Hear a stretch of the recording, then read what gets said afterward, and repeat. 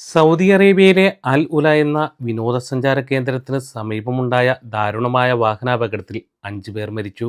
ഇതിൽ 2 പ്രവാസി മലയാളികളുടെ മരണം സൗദിയിലെയും UK-യിലെയും മലയാളി സമൂഹത്തെ ദുഃഖത്തിലാഴ്ത്തി. വയനാട് അമ്പലവയലിൽ നിന്നുള്ളതും UK-യിലെ പോർട്സ്മൗത്തിൽ താമസിക്കുന്നതുമായ 28 വയസ്സുള്ള അഖിൽ അലക്സ്, വയനാട് നടവയലിൽ നിന്നുള്ളതും മദീനയിൽ ജോലി ചെയ്യുന്നതുമായ 27 വയസ്സുള്ള ടീന ബിജു എന്നിവരാണ് മരിച്ച മലയാളികൾ.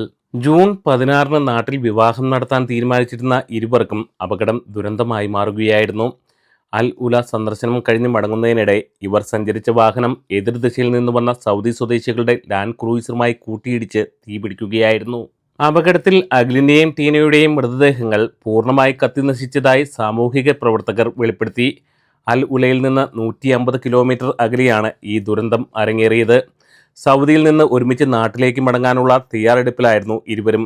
എന്നാൽ വിവാഹത്തിനുള്ള ഒരുക്കങ്ങൾ നാട്ടിൽ പുരോഗമിക്കവേ ഈ ഞെട്ടിക്കുന്ന വാർത്ത വീട്ടുകാരിലേക്കും ബന്ധുക്കളിലേക്കും എത്തി. മദീനയിലെ കാർഡിയാക് സെന്ററിൽ നഴ്സായി ജോലി ചെയ്തിരുന്ന ടീന നടവേൽ നെക്കിപ്പ കരിക്കൂട്ടത്തിൽ ബിജു സിനി ജോസഫ് ദമ്പതികളുടെ മകളാണ്. അമ്പലവയൽ ഇളയെടുത്ത് മഠത്തിൽ അലക്സാണ്ടർ സീന ദമ്പതികളുടെ മകളായ അഖിൽ ചെന്നൈയിലും ലണ്ടനിലും പഠനം പൂർത്തിയാക്കിയ ശേഷം UK-യിൽ IT എഞ്ചിനീയറായി ജോലി നോക്കുകയായിരുന്നു. 2.5 വർഷം മുമ്പാണ് UK-യിൽ എത്തിയത്.